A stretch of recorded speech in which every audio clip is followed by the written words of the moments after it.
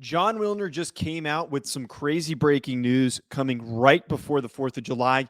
USC and UCLA are going to be heading to the Big Ten, likely not finalized yet, but there is a strong likelihood that this apparently is going to be going through. First of all, I got to say, regionality doesn't mean a goddamn thing apparently anymore when it comes to putting these conferences together. Back in the day, it was done specifically to mitigate traveling. But here we are in a situation where you've got two teams from Los Angeles who are now going to be traveling to compete with the teams that are playing mostly in the Midwest. So the regionality aspect of building conferences is completely out the window. But what this signals to me is that we are now not only what was originally thought moving towards one power conference, but the Big Ten does not want to lay down so easily and get knocked on their ass by the SEC, who made the first major move in this battle for conference superiority by getting Texas and Oklahoma. The Big Ten does what they can by getting one of the biggest national brands and then a nice side piece to go along with it, which is UCLA. Big Ten right now, very clearly, which was already the second best conference, was slightly above the ACC, has officially established themselves as that second best conference. And part of me wonders if eventually we're going to get to that point where it is going to either be two major conferences, the Big Ten and the SEC, or if they might eventually merge at some point. Is this going to be a case where both conferences are going to be competing with each other for the national championship? Does the winner of each conference just end up playing each other? The landscape of college football has completely dissolved from what we were used to. It is going to be the best of the best of the best that are only playing in a small amount of conferences, and then everybody else is just going to be there. And one thing that we have to also consider here is USC was already completely dominating the recruiting trail in the transfer portal for players coming out of the programs, the smaller mid-tier programs in the Pac-12. So this is already a Pac-12 all-star team, and they now have decided that they are leaving and that they are going to play in the Big Ten. Part of me wonders why they didn't make an effort to merge the Pac-12 to merge with the Big Ten. There had to have been some level of indication that this was going to happen. There had to have been some warning that they wouldn't just try to make some type of a deal where the best teams, or if not all of the quality brands in the Pac-12, are absorbed by the Big Ten. But instead, a lack of proactiveness by the Pac-12. I think it's safe to say that the Pac-12 is dead. You lose its biggest brand, USC, the biggest draw, and understandably, they have not been successful for a period of time.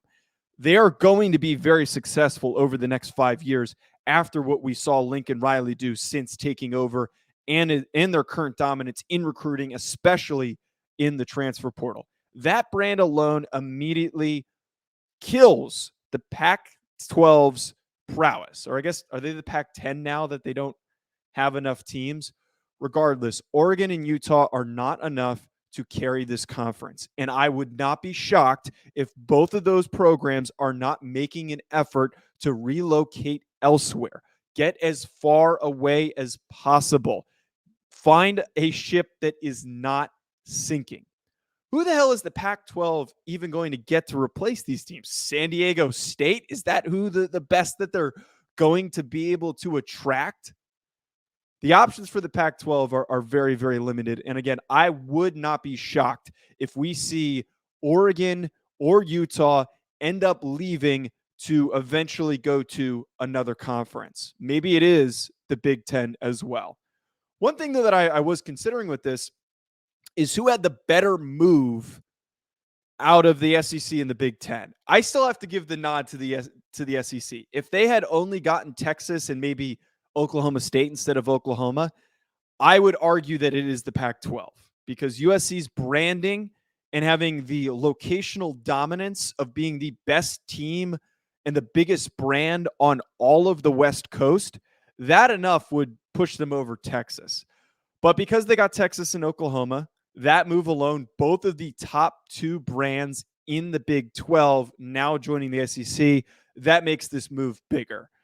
Part of me wonders, and I'm sure that there was some strategy involved with communication between the athletic departments with UCLA and USC to make this decision, to make this move. They had to have been in communication considering how freaking close the two schools are together. Even though it's only like 10 miles, but it's still an hour's worth of driving here in Los Angeles. There had to have been some level of communication. But part of me wonders, if you're the Big Ten, why are you not going and getting Oregon or Utah instead of UCLA? Like, UCLA is fine, and it's a nice little trade chip. The bigger news is that it's USC. I don't think we really need to get that hung up. Like, if it was UCLA and Utah, I don't think we would be freaking out as much. It's be like, wow, they're losing two teams, but they still keep USC. But because it's USC, that's the big headliner. That's a major move.